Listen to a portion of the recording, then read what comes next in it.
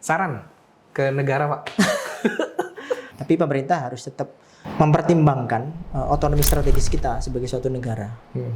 Belum lagi yang sedang kita hadapi ini adalah isu yang tadi itu sudah kaitannya dengan moral kolektif secara global, maka kita harus berhati-hati. Betul.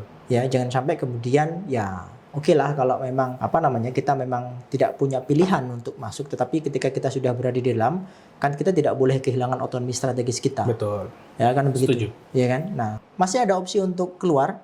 Ya kan? Betul, exit plan.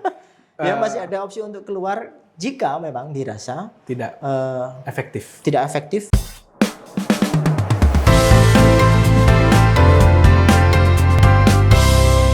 Bismillahirrahmanirrahim. Assalamualaikum warahmatullahi wabarakatuh. Waalaikumsalam. Selamat datang sahabat UMK Talks dimanapun berada, mahasiswa UMKT dan seluruh masyarakat yang ada di Kalimantan Timur. Kita kembali di podcast kita yang kedua di tahun ini, episode kedua di tahun 2026. Sangat menarik. Saya secara personal ini suka dengan tema ini karena kita bisa akan menerima banyak insight dan pengetahuan dari narasumber kita. Hadir di tengah-tengah kita narasumber saya, nanti saya kenalkan sedikit, banyaknya nanti biar beliau langsung memperkenalkan diri. Narasumber utama saya adalah Pak Amin. Apa kabar Pak Amin? Alhamdulillah. Baik ya Pak? Alhamdulillah. Oke. Pak Amin ini adalah Wakil Dekan 2 Fakultas Ekonomi, Bisnis, dan Politik Universitas Muhammadiyah Kalimantan Timur. Nah, background beliau ini adalah hubungan internasional. Ya. Tapi saya nggak tahu apakah ada lagi sub di bawahnya bidang-bidangnya, nanti beliau akan jelaskan langsung. Ya. Silakan Pak, mungkin dikasih info dulu sebelum kita mulai tema kita. Oke, terima kasih. Assalamualaikum warahmatullahi wabarakatuh. Waalaikumsalam. Terima kasih Mas Ade Iya. atas kesempatannya untuk kembali mengisi podcast UMK Talks. Ya. UMK Dan Talks. Kali ini topiknya agak ngeri-ngeri sedap. Karena kita akan mendiskusikan topik yang sedang ramai dibicarakan. Ya nanti ya kita akan dalami ya. Tetapi terima kasih tadi sudah diperkenalkan. Ya, saya sehari-hari sebagai dosen di program studi hubungan internasional UMKT dan memang saat ini juga diamanahi untuk Wakil Dekan membantu fakultas membantu fakultas. Menjadi Wakil Dekan 2 ya, di Fakultas Ekonomi, Bisnis, dan Politik. Dan memang fokus kajian saya di bidang HI itu di kajian geopolitics dan strategic studies ya, utamanya dalam beberapa tahun terakhir saya sedang memang mendalami kontestasi geopolitik terutama antara Amerika Serikat dan Tiongkok ya. Enggak sekalian Indonesianya juga Pak? Ya termasuk termasuk ya. Baik, karena Bapak punya fokus di geopolitik, ini menarik nih karena tema kita adalah tentang geopolitik. Ini saya bacakan temanya nih Pak ya. Temanya kita bikin ala-ala nih biar menarik. Indonesia di pusaran Board of Peace atau kita bilang BOP gitu yang lagi rame. Sub temanya adalah peluang diplomasi atau jebakan geopolitik. Nah, sebelum kita bahas itu lebih dalam, Pak Amin boleh di-share kita dulu. Apa sih Board of Peace ini? Karena out of nowhere, nggak tahu dari mana, tiba-tiba perbincangan dunia internasional nih ngomong Board of Peace, bukan Economic Forum. Kalau International Economic Forum kan kita sudah udah tahu ya. UN, United Nations kita udah tahu. Terus ada nih tiba-tiba Board of Peace. Boleh Pak dijelaskan ke teman-teman? Oke, Board of Peace ya ini sedang ramai dibicarakan karena mengawali tahun 2026 ya kan. Ini menjadi perbincangan yang hangat bukan karena istilah yang dipakai, tetapi karena nanti relevansinya terhadap isu yang ada di dalamnya. Nah, isu yang di dalamnya ini adalah soal isu yang selama ini menjadi perhatian kita semua, karena nanti juga ada urusannya dengan moral kolektif kita terhadap nasib dari saudara-saudara kita yang ada di Palestina. Itulah kenapa kemudian inisiatif yang pada akhirnya digagas oleh Presiden Trump ya, dan juga yang bikin rame karena Presiden Prabowo ikut masuk ya menjadi bagian dari Board of Peace. Nah, jadi teman-teman sekalian, Board of Peace itu adalah lembaga bentukan yang memang dikepalai ya atau dipimpin oleh Presiden Amerika Serikat ya, Presiden Donald Trump, dengan tujuan untuk pembangunan perdamaian di Gaza sebenarnya. Oke. Nah, ini spesifik memang nyebut Gaza. Iya. Salah satu ininya ya. Iya. Tujuan utamanya. Iya. Nah, ini adalah sebagai satu bentuk manuver dari Trump yang merasa selama ini tidak cukup dilibatkan oleh United Nations dan juga untuk menindaklanjuti resolusi daripada Security Council PBB sebenarnya. Okay. Nah, tetapi bukan pada konteks itu kita akan bicara, tetapi apakah kemudian betul bahwasanya Board of Peace yang digagas oleh Trump ini nanti akan sesuai atau sejalan dengan maksud dan tujuannya? Ataukah ini bagi para pengkritik misalnya ini adalah akal-akalan saja? Karena misalnya yang sedang ramai dibicarakan adalah di dalamnya tidak melibatkan entitas Palestina. Nah, itu yang kemudian nanti menjadi highlights, ya kan? Kenapa kemudian pada akhirnya Board of Peace ini, ya kan? Itu pada akhirnya ketika dilempar ke publik itu pada akhirnya menimbulkan polemik, ya, terutama bagi Indonesia yang selama ini misalnya begitu konsisten, misalnya memperjuangkan kemerdekaan Palestina, ya. Tetapi pada akhirnya cukup kaget ya publik dengan keputusan yang diambil oleh Presiden Prabowo untuk kemudian terlibat dalam inisiatif yang digagas oleh Trump. Apalagi dengan konsekuensi berikutnya misalnya soal budgeting, insentif yang harus dibayarkan ya sampai 17 triliun. Hampir 17 triliun. Ya, gitu. Sebagai member tetap. Member tetap. Ya. Jadi ada membershipnya. Iya, betul.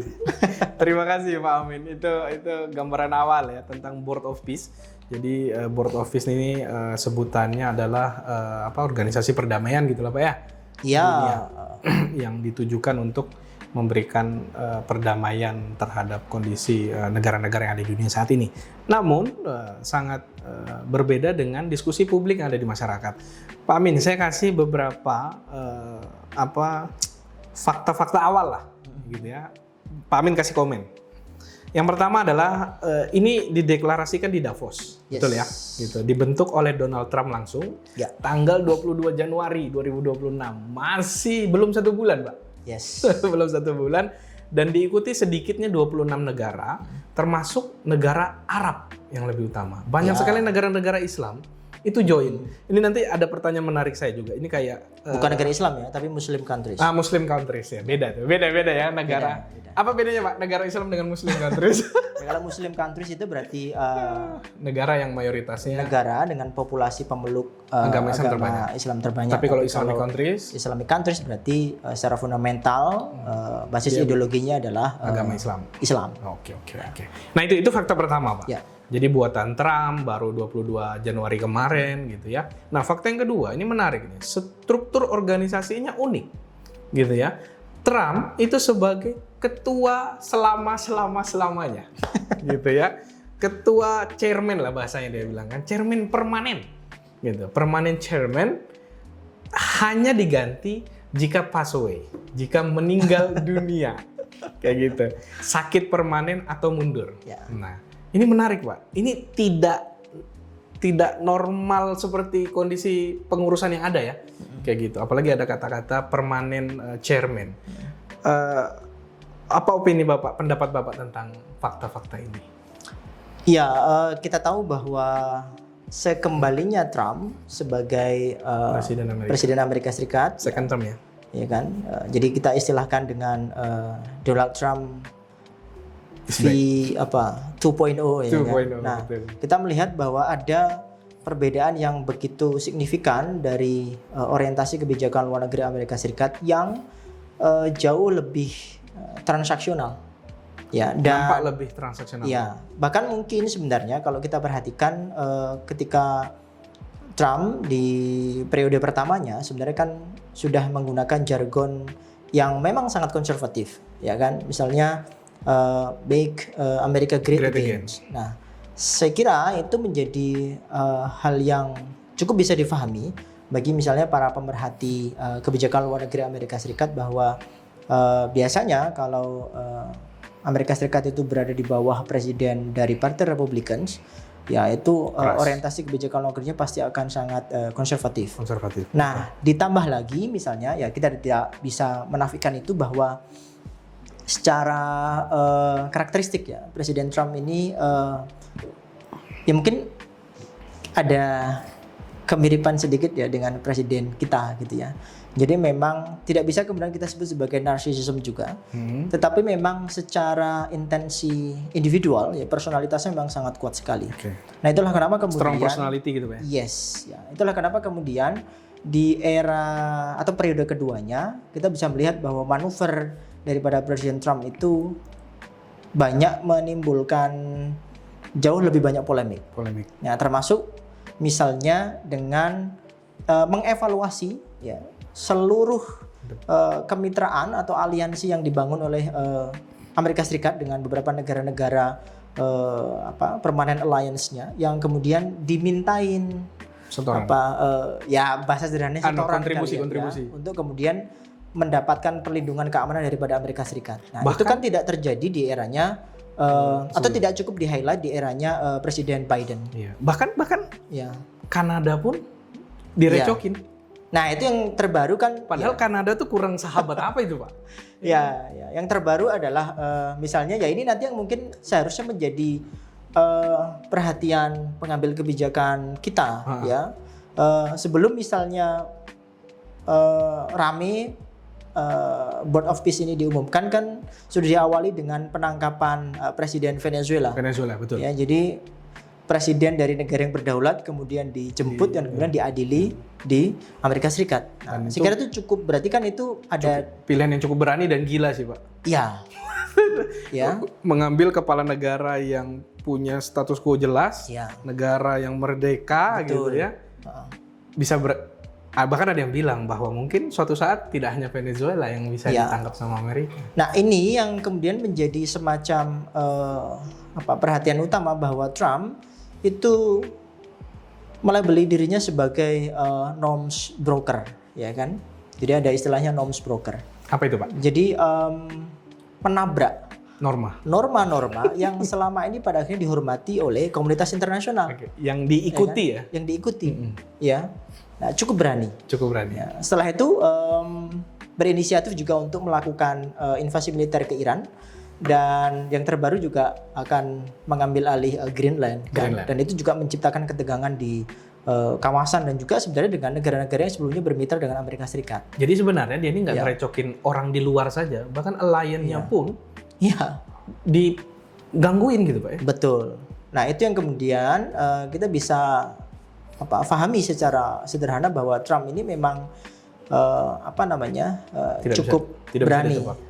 Bukan tidak bisa ditebak, justru gampang ditebak karena kebijakan-kebijakannya tadi sangat transaksional. Termasuk pada saat kita melakukan negosiasi tarif resiprokal yang cukup tinggi itu. Nah saya kira itu nanti salah satu benang merah kenapa kemudian Indonesia juga pada akhirnya secara tiba-tiba begitu ya bergabung dalam Board of Peace. Nowhere ya. Oke. Terima kasih Pak Amin untuk penjabaran tentang Board of Peace. Tadi teman-teman udah mendengarkan penjelasan dan kita udah menggali dalam tentang bagaimana negara Amerika ini secara terupdate gitu ya, negara Amerika dengan pimpinan Presiden Trump. Nah, Pak Amin, selanjutnya adalah yang paling betul-betul menghebohkan negara Indonesia kan. Banyak publik itu masyarakat bertanya, tidak hanya publik sebenarnya, pakar-pakar hubungan internasional juga banyak sekali yang mempertanyakan apa rasionalisasi presiden kita gitu ya memilih untuk join di tengah kondisi sebenarnya ketidakjelasan BOP ini sendiri. Legitimasinya ini kan belum ada kan bahasanya ya. Tapi presiden kita memilih untuk bergabung. Analisa Bapak seperti apa? Ya, saya akan awali dengan perbincangan soal kemana sebenarnya arah orientasi kebijakan luar negeri Indonesia di bawah Presiden Prabowo. Nah itu gimana Pak? sebenarnya kan sudah di-highlight dari awal, dan para pemerhati hubungan internasional sebenarnya juga memiliki pertanyaan besar, misalnya mau dibawa kemana selama 5 tahun ke depan ini, misalnya arah orientasi kita. Maksud saya adalah arah orientasi kebijakan luar negeri kita gitu kan. Karena selama ini juga terutama dari shifting dari Pak Presiden Widodo, Pak Joko Widodo yang memang cenderung juga sangat inward looking. Nah, dengan karakteristik Presiden Prabowo yang juga tadi saya katakan beliau punya sisi personal yang megaloman sebenarnya, karena ya kita tahu bahwa background beliau adalah seorang militer begitu ya. Nah, sehingga kemudian kontrol terhadap berbagai macam kebijakan saya kira sangat cukup kuat begitu ya.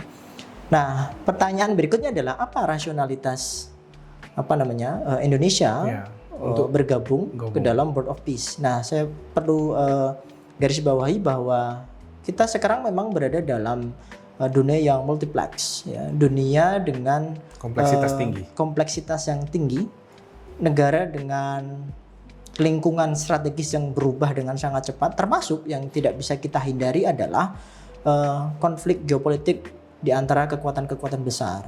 Kalau misal di kawasan ya kita sedang menghadapi konflik antara US dan Tiongkok di kawasan. Nah, termasuk ini saya kira keputusan pemerintah kita untuk bergabung dalam Board of Peace itu karena kita terjebak dalam konflik struktural. Ya, yang tadi sebelum sesi ini kita sudah diskusi ya.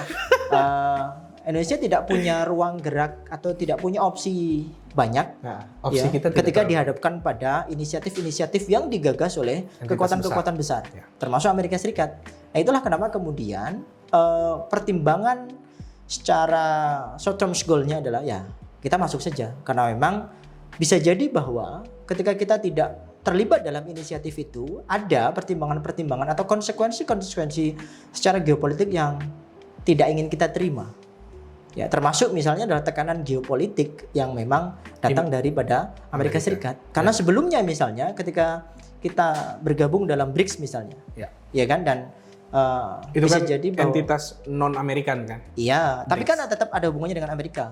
Ya kan? Ketika misalnya kita bergabung menjadi member tetapnya BRICS misalnya. Nah, setelah kita ditetapkan sebagai member tetap BRICS, maka tidak membutuhkan waktu lama, kita langsung jadi target tembak daripada tarif resiprokal Amerika Serikat. Betul. Karena mungkin bahwa Amerika Serikat melihat bahwa Indonesia memiliki kecenderungan terhadap inisiatif-inisiatif yang kemudian dibangun oleh Tiongkok. Nah, berdasarkan pada pengamatan saya, ya, nah salah satu basis pertimbangan pemerintah kita untuk kemudian masuk dalam atau berpartisipasi dalam inisiatif Trump adalah itu, ya kan? Nah, berikutnya adalah ya berdasarkan kepada pernyataan dari pemerintah, ya kan?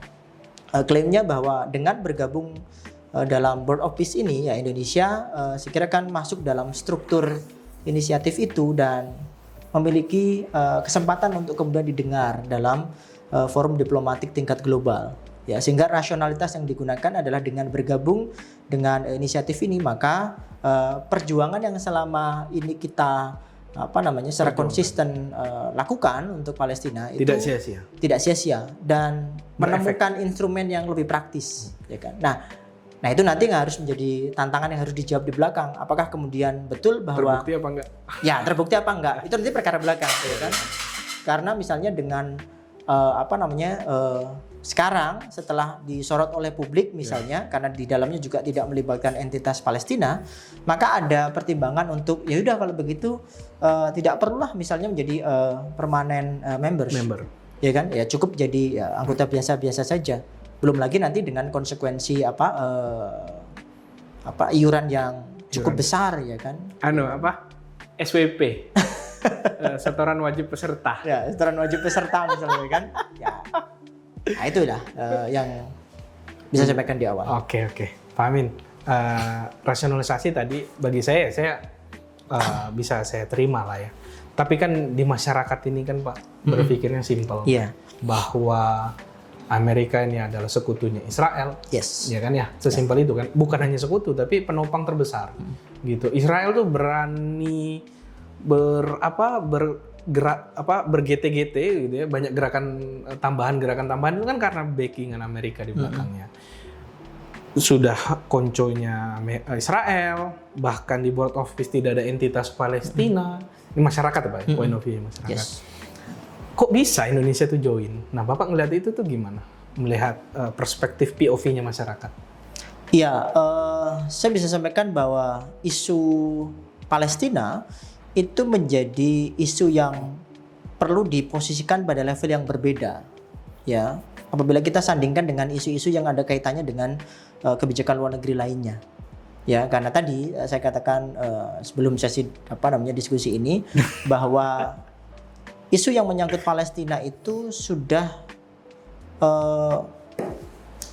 bertransformasi menjadi moral kolektif secara global yang memang itu mau tidak mau, ya, itu akan menjadi perhatian utama. Karena itu tidak sekedar urusan memerdekakan suatu wilayah, ya, tetapi selama ini isu yang bergulir, ya, di situ ada pelanggaran hak asasi manusia, ya, di situ ada isu genocide, ya, di situ ada isu kejahatan perang lainnya dan sebagainya. Nah, maka kenapa kemudian pada akhirnya isu di Palestina itu sudah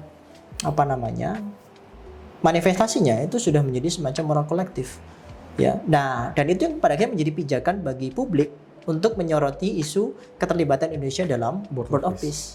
Kan begitu. Sehingga kemudian sekalipun misalnya pemerintah sudah menjelaskan rasionalitasnya secara normatif, ya, sebagai langkah diplomasi yang secara tradisional diambil begitu. Betul. Ya, itu tidak memenuhi ekspektasi masyarakat, ekspektasi publik, kan begitu.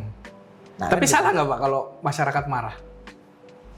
Ya, kembali lagi ya, bahwa kita boleh mengakui bahwa keputusan Indonesia bergabung dalam Board of Peace itu adalah sekira keputusan yang cukup tergesa-gesa, ya kan?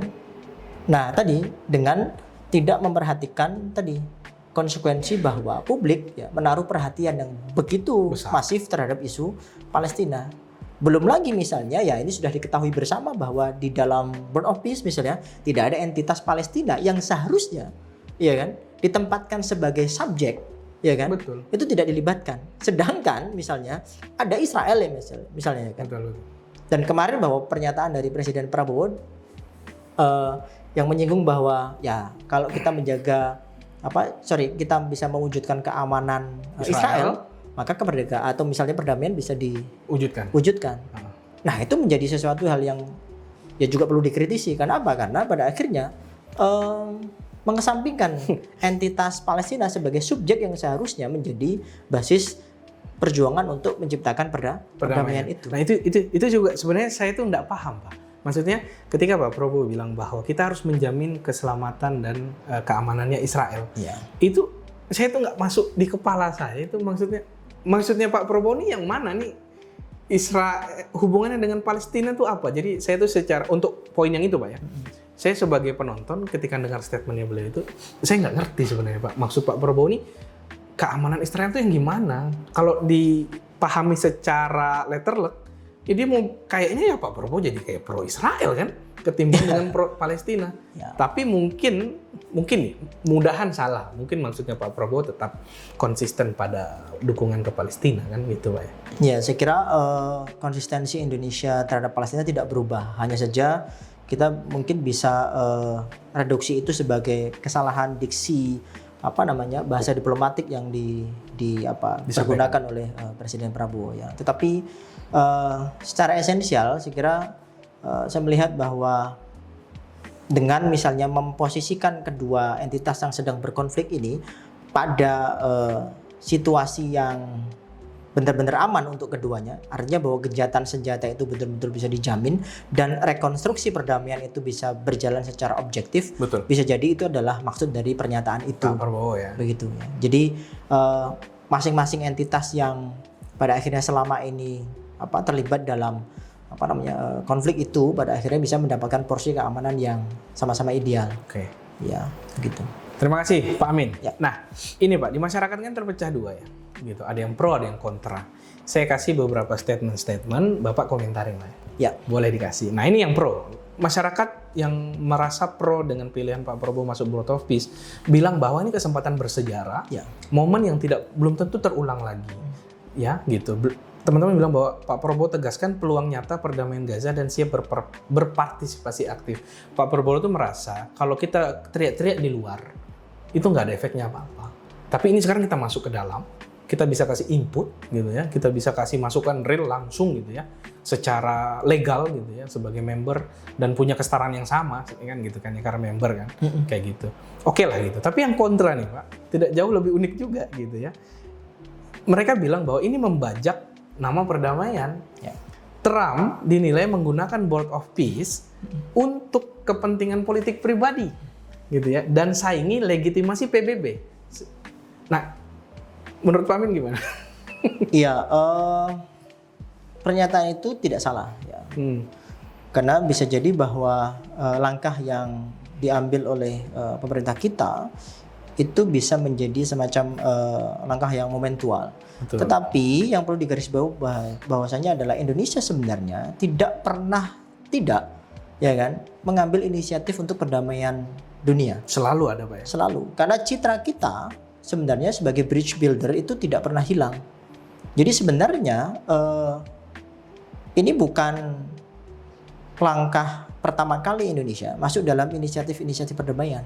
Ya. Justru malah Indonesia selalu ada Pak ya? Ya, misalnya dalam era pemerintahan-pemerintahan sebelumnya bahkan ya Indonesia termasuk negara yang memiliki komitmen yang sangat besar dalam rangka menciptakan perdamaian dunia. Salah satunya adalah misalnya waktu di eranya Pak SBY misalnya ya kita termasuk negara dengan kontribusi dalam bentuk pengiriman pasukan perdamaian paling banyak di negara-negara yang berkonflik sebenarnya. Terbanyak ya? Terbanyak. Nah, maka ya tidak salah juga dari pernyataan itu. Tetapi kedua, apakah ini kemudian nanti menjadi semacam strategi politik misalnya? Nah, saya kira itu kan sesuatu yang juga berisiko nggak sih? Berisiko cukup besar. Karena tadi ya dengan misalnya bergabung di dalam inisiatif yang digagas oleh Trump dan inisiatif ini pada akhirnya juga dalam tanda kutip difahami oleh sebagian orang sebagai lembaga yang menyaingi otoritas PBB, betul. Ya itu justru akan berdampak negatif terhadap bisa jadi elektabilitas di masa mendatang kan begitu ya. Betul. Nah, kita nggak tahu nanti kan ke nah depan. maka ke depan misalnya ya sejauh mana pemerintah Indonesia bisa menjawab tantangan itu? Kuat apa? Iya kan? Apakah benar bahwa ketika kita masuk dalam inisiatif ini dan suara kita itu didengar dan pada akhirnya nanti akan melahirkan kebijakan-kebijakan yang sifatnya extraordinary terhadap tadi rekonstruksi perdamaian yang ada di Palestina, ataukah justru ya itu tadi kita tidak punya ruang cukup banyak karena tadi kita kembali karena kita terjebak atau kita terkurung dalam tekanan geopolitik daripada Amerika Serikat. Nah justru itu nanti akan menjadi saya kira langkah yang akan memunculkan kritik yang jauh lebih tajam di masa depan kan begitu. Betul, apalagi misalnya kalau Board of Peace ini nanti akan digagas sebagai semacam arsitektur yang akan mendorong perdamaian dunia ya, tetapi dengan menggunakan rasionalitas daripada negara-negara besar. Ya kan begitu. Apalagi ya nanti chairman-nya adalah Donald Trump. Nah, bagaimana kalau misalnya Donald Trump nanti tidak menjabat sebagai bubar lah presiden? Ya bisa jadi bahwa logic of interest-nya nanti berubah. Tidak pada level institusi yang mewakili negara, keinginan moral komunitas global, tetapi didorong oleh kepentingan-kepentingan yang sifatnya jauh lebih personal. Menarik Pak, ketika Bapak bilang bagaimana kalau nanti pas bukan jadi presiden ya, gitu kan? Saya terpikir apa jangan-jangan Trump ini berpikir bahwa sudah saatnya saya menguasai semua negara, tidak hanya Amerika, dengan menjadi chairman of board of peace. Kan kalau chairman board of peace kan dia mengetuai negara-negaranya. Ketika dia sudah tidak negara presiden Amerika, dia tetap punya member ini negara-negaranya dan itu jauh lebih besar. Tapi itu inilah intermezzo ya. Pak Amin, selanjutnya bahwa teman-teman yang mempercaya bahwa langkah bergabung board of peace ini memberikan dampak positif, itu bilang bahwa fakta di lapangan membership-nya ini banyak dari negara-negara Arab. Iya. Pak. Dan ekspektasi mereka itu bisa bilang bahwa BOP ini kita bisa gunakan untuk menekan kebijakan pro-Palestina karena membernya ini mayoritas mendukung Palestina. Itu yang pertama. Tapi teman-teman yang oposisi yang tidak setuju mengatakan bahwa dari mana mau memperjuangkan Palestina? Entitas Palestina aja itu nggak ada di dalam BOP. Bahkan nggak tahu apakah two-state solution ini bisa terrealisasi atau enggak. Itu gimana? Ya, harapan besarnya itu ya. Karena di dalam Board of Peace ini juga terdiri dari beberapa negara-negara Muslim countries ya. Banyak, ada Uni Emirat Arab, ada Turki, Mesir, ada Jordania, ada Mesir juga. Nah harapannya adalah Indonesia termasuk sebagai negara Muslim countries tadi itu dapat menjaga kohesivitas sesama negara Muslim. Jangan sampai pecah malah ya. Nah justru itu nanti yang bisa kita manfaatkan. Kita bisa menjadi inisiator paling tidak di antara negara-negara Muslim countries itu di dalam Board of Peace ini misalnya karena sudah kadung bergabung gitu ya untuk kemudian memberikan tekanan-tekanan kebijakan yang mempercepat tadi rekonstruksi perdamaian di Palestina dan tentu ya tidak meninggalkan tadi kepentingan Palestina sebagai entitas yang selama ini kita perjuangkan. Nah, permasalahannya ya kan apabila justru di antara negara-negara Muslim countries ini justru mengalami fragmentasi. Karena ya itu sudah menjadi rahasia publik bahwa misalnya di kalangan negara-negara Arab sebenarnya juga tidak satu suara terhadap punya kepentingan sendiri-sendiri kan Pak ya? Kemerdekaan Palestina. Betul. Nah, saya boleh katakan bahwa sekarang ya kan satu-satunya negara yang secara militansi itu menunjukkan intensi yang tinggi terhadap Palestina. Paling besar terhadap perjuangan Palestina adalah Iran. Konsisten ya? Ya, dan itu kan dilabeli oleh Amerika Serikat sebagai the axis of resistance. Masalahnya kan itu. Betul. Nah, maka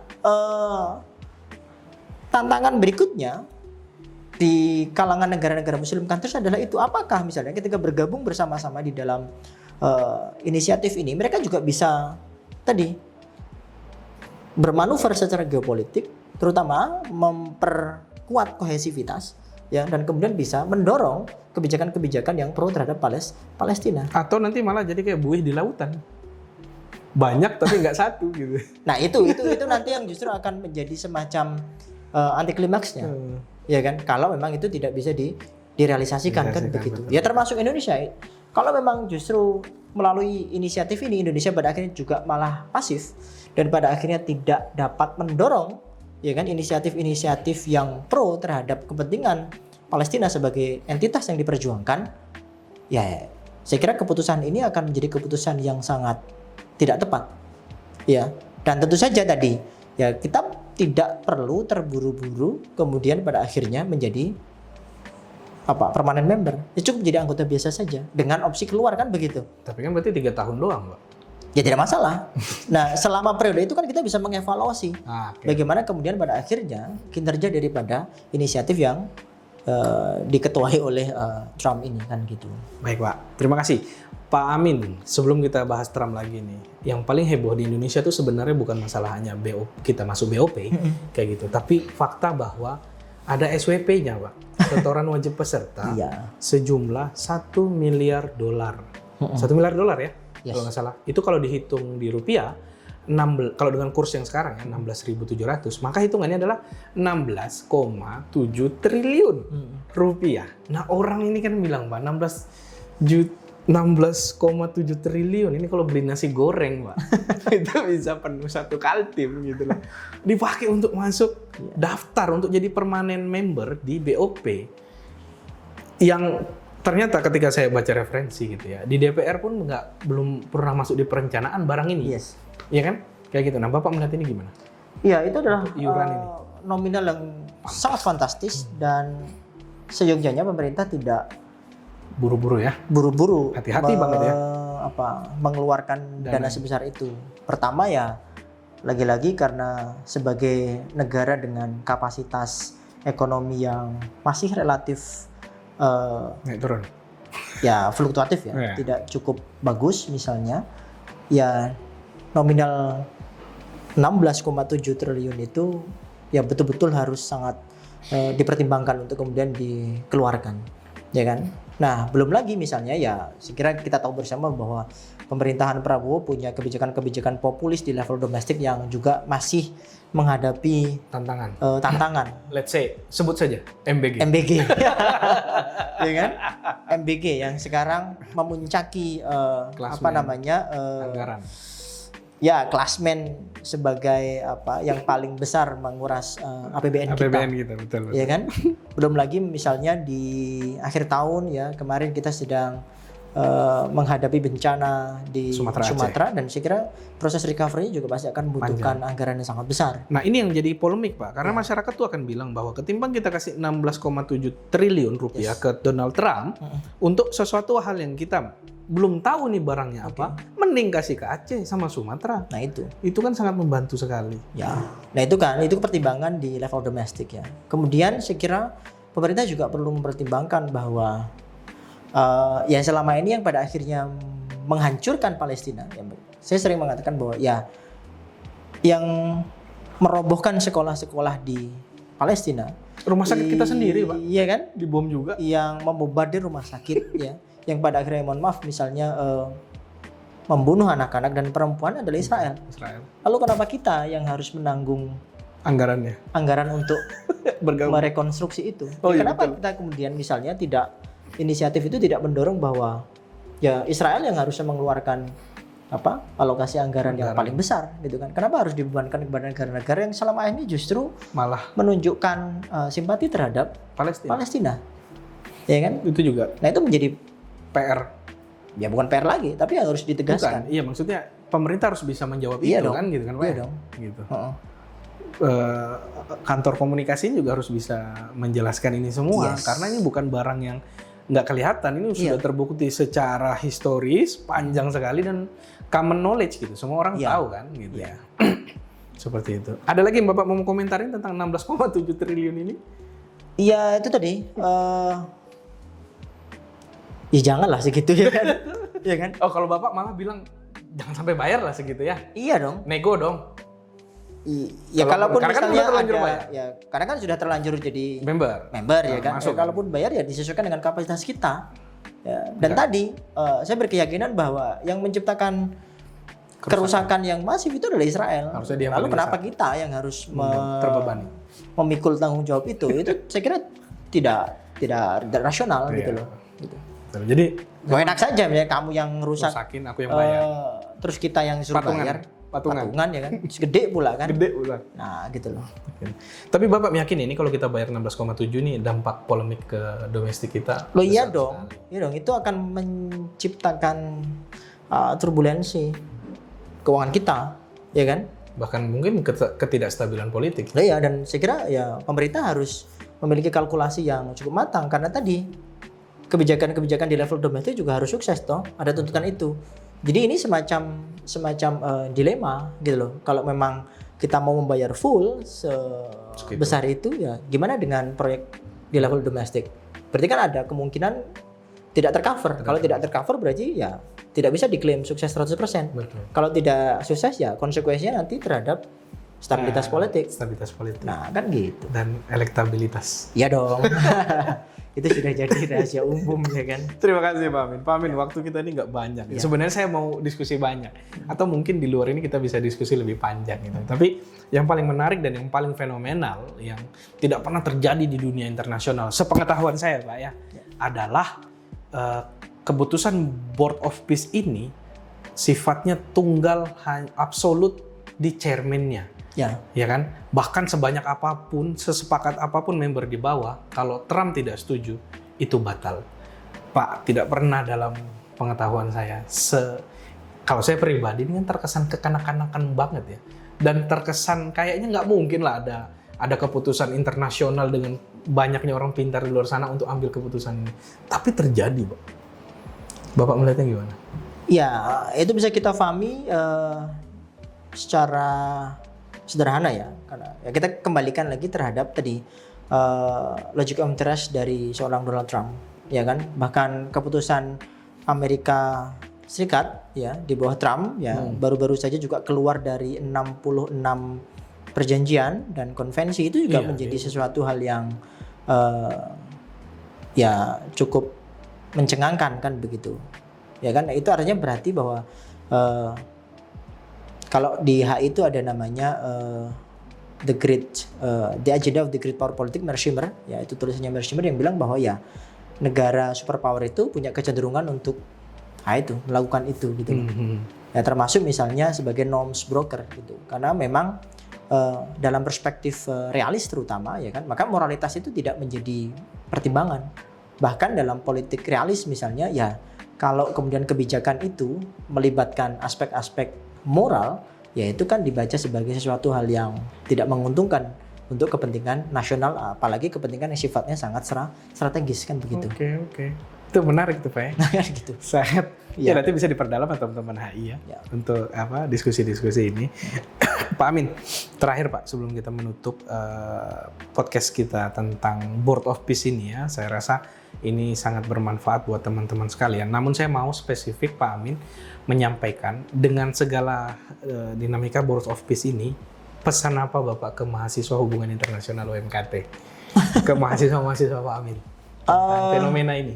Ya, saya kira mahasiswa HI harus selalu up to date ya dengan isu-isu di level global ya, terutama yang berkaitan dengan isu-isu yang relate dengan disiplin HI ya, karena itu kan nanti akan menjadi bagian dari kompetensi kita ya, bisa cakap di dalam menganalisis fenomena-fenomena hubungan internasional secara sistematis ya kan, nah, gitu. Jadi tidak nonsense ya. Jadi memang bisa menjelaskan itu kepada publik melalui sudut pandang yang objektif berbasis kepada keilmuan HI. Ya, jangan sampai anak HI pada akhirnya justru malah tidak update, ya kan, tidak cukup mengikuti perkembangan isu-isu yang global sedang terjadi, yang terkini begitu ya, yang happenings now gitu. Ya itu ya dengan cara apa ya? Dengan cara baca. Gitu ya. Baik, gitu. Terima kasih banyak Pak Amin. Oh, terakhir Pak, saya belum. Saran ke negara Pak. Ya siapa tahu nyampe kan ya.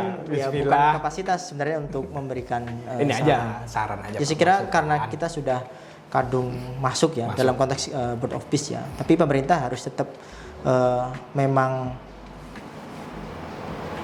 mempertimbangkan otonomi strategis kita sebagai suatu negara.